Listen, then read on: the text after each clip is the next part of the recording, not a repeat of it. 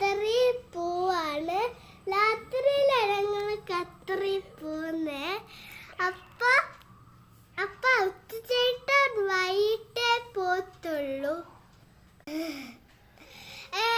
Hello guys, ഞാൻ രാത്രി ഖത്തറിൽ പോവാ.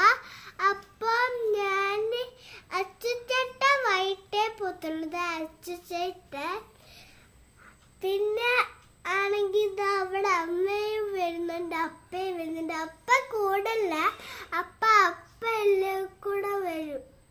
ഓക്കെ. പിന്നെ ആണെങ്കിൽ